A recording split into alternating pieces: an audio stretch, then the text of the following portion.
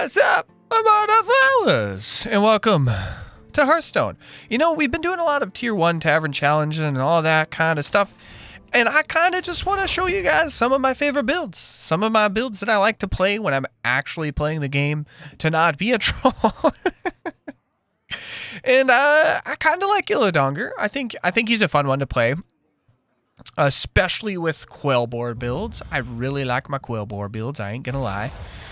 I just think they're a lot of fun to play. Yeah. So if you guys aren't familiar with him, he has, at the start of combat, your left and rightmost minions gain 2 attack and attack immediately. We're obviously going to get the blood gems. We're going to pocket the blood gems when we sell them until we get to at least a frenzy.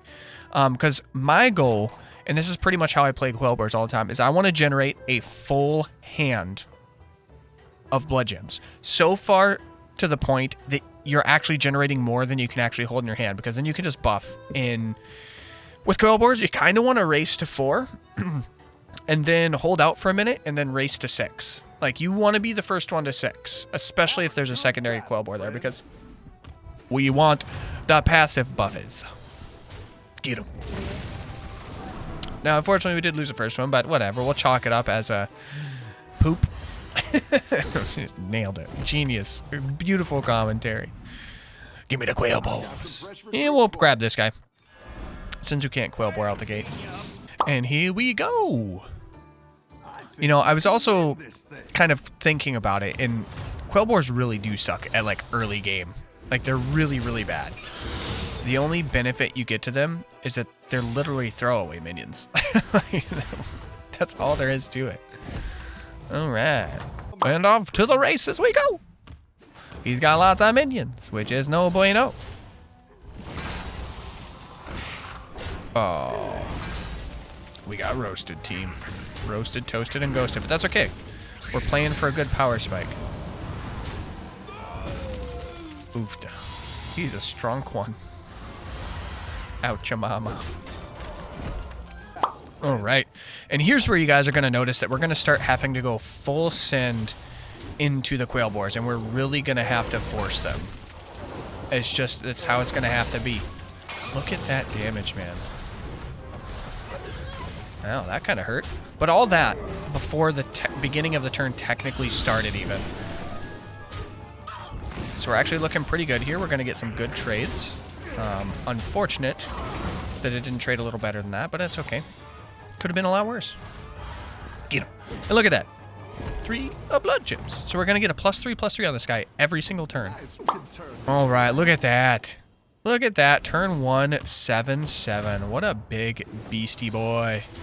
Oh, and here come the blood gems, yo. I've noticed... Yeah, I've noticed that the interaction with the Wind Fury is kind of weird on that instantly attack things, but it's okay. 4 gems. That's humongajungus. That's humongajungus, team. Alrighty, so next turn we're going to be able to get a gold banner boar, and then our goal is just to race to 6. We got to race to 6 so we can get as much buffage as possible. Alright, y'all. Show me what you got. Heckin' chonkers. And since that only has 2 attack, this guy is going to get free freaking reign to just wreck house. Man, I hope we get this guy out of there. No, but that's not bad. I mean, that's a guaranteed, like, 12 damage. Ooh. I forgot about it. I forgot about the respawns. But it's okay, we got some beefy boys. This guy is just a monster. Wrecking house. Okay, this guy, fortunately, we have enough that's going to be in, like, the 16-17 ballpark, but... that's good. That's good. Look at those gems, boys. Look at those gems. That's all we wanted. That's all we wanted to see. And off to the races. It's gonna be great. It's gonna be glorious. Wreck house. You'll love to see it, because they're gonna waste the summoning there. Because they're only gonna get 1. And then this guy gets 2 more attacks even. Oh. He basically gets 8 attacks. If he lives through it, he gets 8 attacks, and we get 8 blood gems. That's exactly what we like to see. He's only going to be able to take 1 out, though.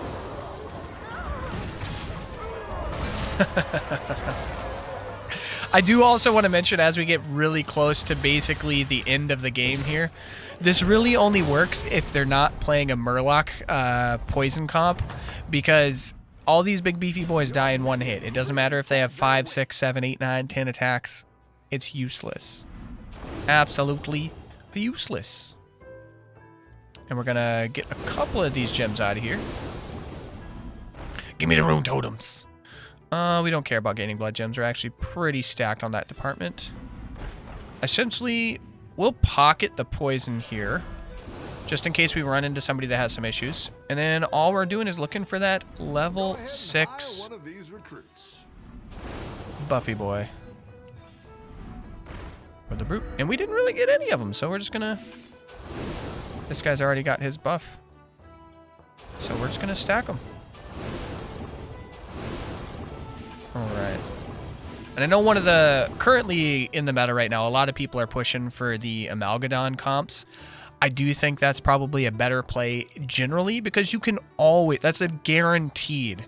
You are guaranteed to have a really strong Amalgadon every single game, because it's just a Menagerie comp. And you're not even sticking to a Menagerie build per se, because you don't need all the secondary buffers. You just got to have one of everything. So you sell everything, buff Amalgadon to the 9s, and then you're done, and you win. Kind of. But I have a lot of fun with QUILBOARS. And I think this guy's going to be... He's going to be a beefy boy, but we got some strongness to us now. Yeah, as long as we don't attack him first. Taking him out. One at a time, baby. Oof, don't like that. But that's okay, because we're going to get one free swing at something. Yeah, brother. That's what I like to see. Dunzo Sunzo. Not even a challenge. Okay, maybe a challenge, because this guy's got a beefy, chonking amount of health. So we're going to lose this one, but we got the poisons. All right, team, let's see how this trade goes. We swapped this guy over here because it's free attacks, and he gets that 1 immune. So we're really going to stack his damage. There we go. And then we are guaranteed to get one more off of this guy here. Get him. Oh, hell yeah. GG.